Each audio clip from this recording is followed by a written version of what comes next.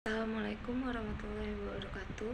Perkenalkan, nama saya Reva Trimulyani dengan NIM akhir 009 dari Prodi D4 Keuangan Daerah kelas R001. Baiklah, adapun saya di sini akan mempresentasikan tugas saya, yaitu mengenai cara menghitung pajak, norma perhitungan, dan cara menghitung pajak dengan norma perhitungan. Cara menghitung pajak dan norma perhitungan. Latar belakang. Pajak merupakan sumber penerimaan terbesar bagi negara yang digunakan untuk membiayai pembangunan, penyediaan fasilitas umum, dan peningkatan kesejahteraan masyarakat. Dalam memenuhi kewajiban perpajakan, setiap wajib pajak harus menghitung dan melaporkan penghasilan kena pajaknya secara akurat sesuai ketentuan hukum. Namun, tidak semua pelaku usaha memiliki kemampuan administrasi dan sumber daya untuk menyelenggarakan pembukuan secara lengkap. Untuk mengatasi kondisi tersebut, Direktorat Jenderal Pajak memberikan alternatif perhitungan pajak melalui norma perhitungan penghasilan neto atau NPPN, yaitu cara menghitung penghasilan neto berdasarkan persentase norma terhadap omset. Yang pertama itu ada A, cara menghitung pajak. Jadi, pajak adalah kontribusi wajib yang dibayarkan oleh wajib pajak atau orang pribadi atau badan kepada negara berdasarkan undang-undang tanpa mendapatkan imbalan secara langsung dan digunakan untuk membiayai keperluan negara demi kemakmuran rakyat. Selanjutnya kita masuki kepada tujuan utama pungutan pajak antara lain. Yang pertama ada membiayai pengeluaran, yaitu negara untuk pendidikan, kesehatan, infrastruktur, keamanan, pegawai negeri, dan lain-lain. Dan yang kedua, ada mengatur perekonomian. Pajak digunakan sebagai instrumen untuk mengontrol inflasi, investasi, ekspor, impor, dan lain-lain. Yang tiga, pemerataan pendapatan dengan pajak progresif. Masyarakat berpendapatan tinggi berkontribusi lebih besar dibanding berpendapatan rendah. Yang keempat, mendorong pertumbuhan ekonomi. Dana pajak menggerakkan pembangunan dan sektor usaha. Selanjutnya ada manfaat pajak dapat dirasakan baik oleh negara maupun masyarakat. Untuk negara adapun yaitu yang pertama untuk meningkatkan pendapatan APBN dan APBD.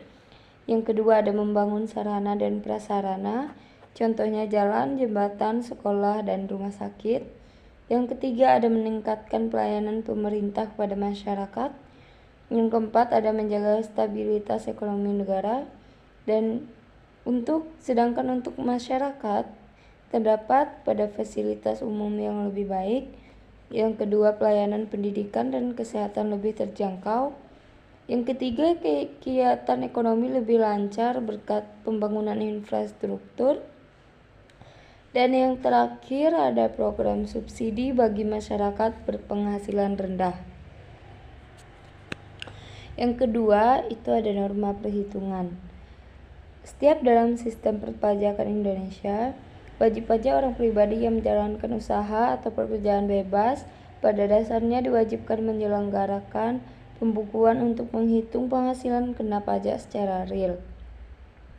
Namun, tidak semua wajib pajak mampu melaksanakan pembukuan secara lengkap, baik karena keterbatasan kemampuan administrasi, sumber daya, maupun skala usaha. Untuk mengakomodasi kondisi tersebut, Direktorat Jenderal Pajak atau DJP menyediakan metode alternatif berupa norma perhitungan penghasilan neto yang di dalam praktik sering disebut norma perhitungan pajak atau NPP. Melalui penggunaan norma, penghasilan neto tidak dihitung dari laba real, tetapi berdasarkan persentase tertentu dari peredaran bruto atau omset sesuai dengan jenis usaha atau pekerjaan bebas. Selanjutnya ada kelebihan dan kekurangan NPP. Kelebihan NPP yang pertama ada menghitung pajak lebih mudah, yang kedua tidak memerlukan pembukuan lengkap, dan yang terakhir menghemat waktu dan biaya administrasi.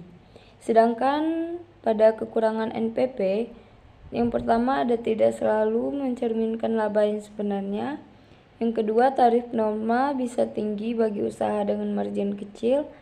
Yang ketiga, tidak dapat digunakan jika omset lebih dari 4,8 miliar. Tujuan norma perhitungan pajak NPP bertujuan sebagai berikut. Pertama, memudahkan wajib pajak yang tidak dapat menyelenggarakan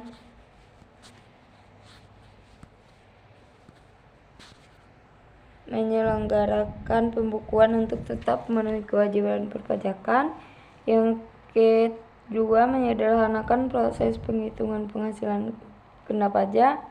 Yang ketiga, meningkatkan kepatuhan sukarela tanpa membebani wajib pajak kecil. Dan yang terakhir, menjamin adanya standar pengenaan pajak yang seragam bagi sektor usaha informal.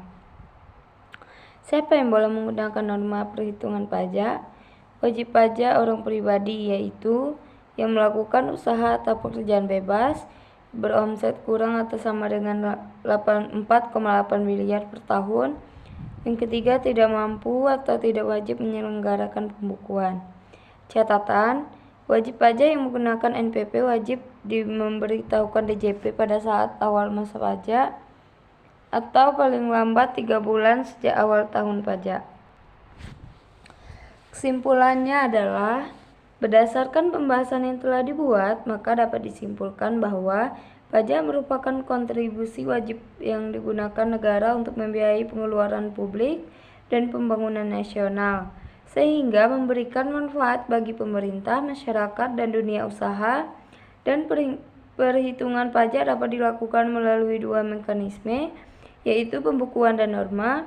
Pembukuan wajib digunakan apabila omset usaha melebihi 4,8 miliar. Sedangkan pada norma digunakan untuk wajib pajak orang pribadi dengan omset kurang dari 4,8 miliar. Sekian dari presentasi saya ucapkan wassalamualaikum warahmatullahi wabarakatuh. Terima kasih.